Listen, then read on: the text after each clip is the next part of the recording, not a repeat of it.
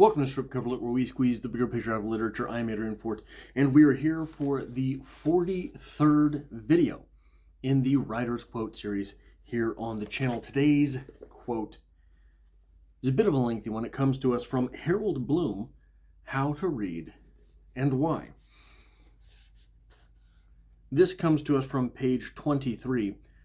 Value in literature, as in life, has much to do with the idiosyncratic, with the excess by which meaning gets started. It is not accidental that historicists, critics who believe all of us to be overdetermined by societal history, should also regard literary characters as marks upon a page and nothing more. Hamlet is not even a case history if our thoughts are not at all our own. I come then to the first principle if we are to restore the way we read now. A principle I appropriate from Dr. Johnson. Clear your mind of cant. Your dictionary will tell you that cant, in this sense, is speech overflowing with pious platitudes, the particular vocabulary of a sect or coven. Since the universities have empowered such covens as gender and sexuality and multiculturalism, Johnson's admonition thus becomes, clear your mind of academic cant. A university culture where the appreciation of Victorian women's underwear replaces the appreciation of Charles Dickens and Robert Browning sounds like the outrageousness of new Nathaniel West, but is merely the norm. A side product of cultural poetics is that there can be no new Nathaniel West. For how could one such an academic culture sustain parody? The poems of our climate have been replaced by the body stockings of our culture. Our new materialists will tell us that they have recovered the body for historicism and assert that they work in the name of the reality principle. The life of the mind must yield to the death of the body, yet that hardly requires the cheerleading of an academic sect. I think what we have to do when writing is the same thing that I think Bloom argues on several levels here that we have to do when reading. We have to understand that in the same way a critic has to look at a text and understand that there is a person, a real person, behind that text, the same way that has to be understood by a critic. The writer has to understand that it is a real person being infused onto the page in his or her journey, in the writer's journey.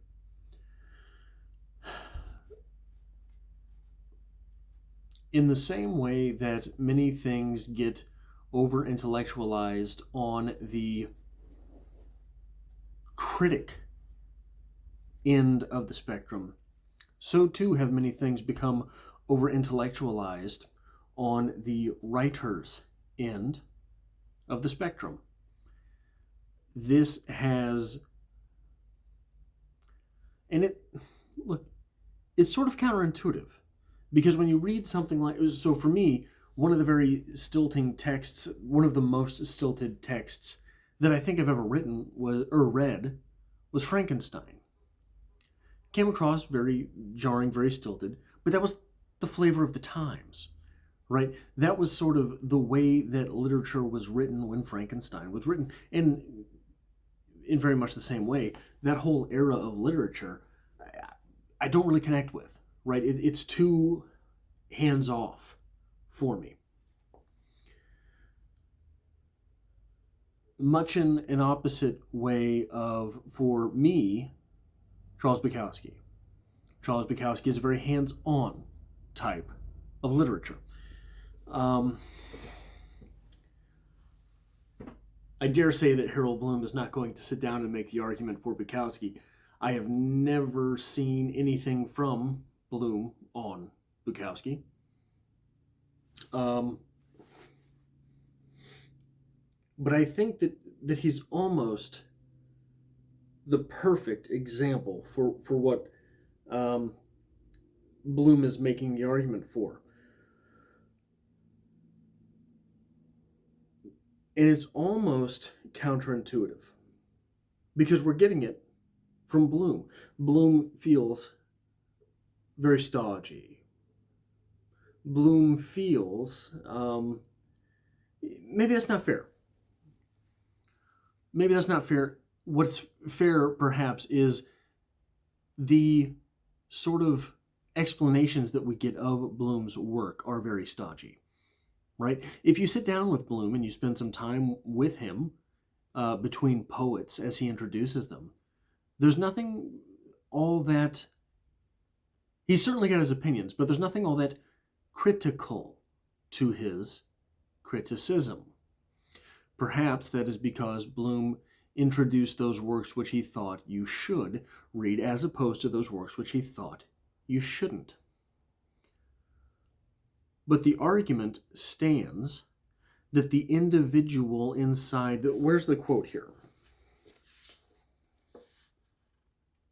It is not accidental that historicists, critics who believe that all of us are to be overdetermined by societal history, should also regard literary characters as marks upon a page and nothing more. Hamlet is not even a case history, if our thoughts are not at all our own.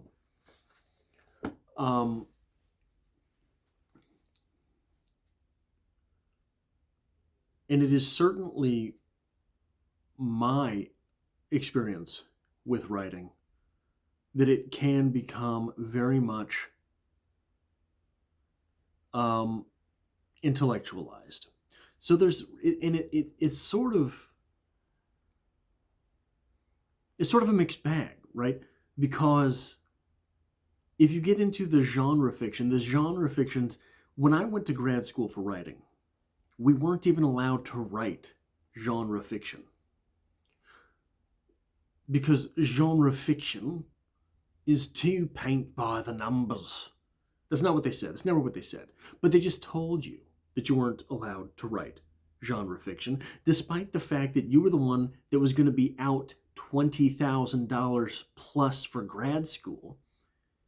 You were told what you couldn't write. Which in its own way... So much genre fiction is, I won't say paint by numbers, but it is more formulaic than the quote-unquote literary fiction. However, I guarantee you, if you went to a genre writing school and pumped out The Old Man and the Sea, no one's going to yell at you. Almost all stories follow certain tropes. Almost all stories follow certain patterns. But the literary fictionalists, and hey, literary fiction, as it's called, is my favorite type. Literary fiction, as it's called, is more what I write. And the very lack of form to it, I think, allows the intellectuals, the elitists, the academics to lay claim to it and feel as if it belongs to them. And in that, so to go back to Bukowski, Bukowski invites you into his poetry to judge him, to judge the speaker, to judge the dirty old man. This is different than, say, Billy Collins. I've never gotten the sense that Billy Collins' poetry really invites you in to judge him. He wants to invite you in to agree with him on some level. Bukowski really dared you to agree with him, while kind of hoping you never did. And I think that it is a great danger to literature. I think it's why literature is where it is. I think it's why no one reads. I think that it's why so many of the writers, Bret Easton Ellis. I think that Bret Easton Ellis could be the greatest living novelist. Could be. But he's not writing novels. I think that Bret Easton Ellis could have carved out a niche and started a new school in the way that the expats did. But he didn't want to. He started writing for scripts, and he started writing for movies, for TV, for all these things. And much in the same way, I was watching I think it was a documentary on Muhammad Ali, and one of the guys said, look, the worst thing that ever happened to boxing is that the greatest heavyweight of our day is playing middle linebacker for the Baltimore Ravens on Sundays. He was talking about Ray Lewis at the time. The worst thing that happened to novel writing, to writers today, is that Bret Easton Ellis decided he didn't want to be a full-time novelist. Bret Easton Ellis decided not to pump out a novel every other year. That's the worst thing that happened to literature, I think, in this generation. I think that there is a great danger to that. And I think that all of us as writers have to do our part in order to save literature.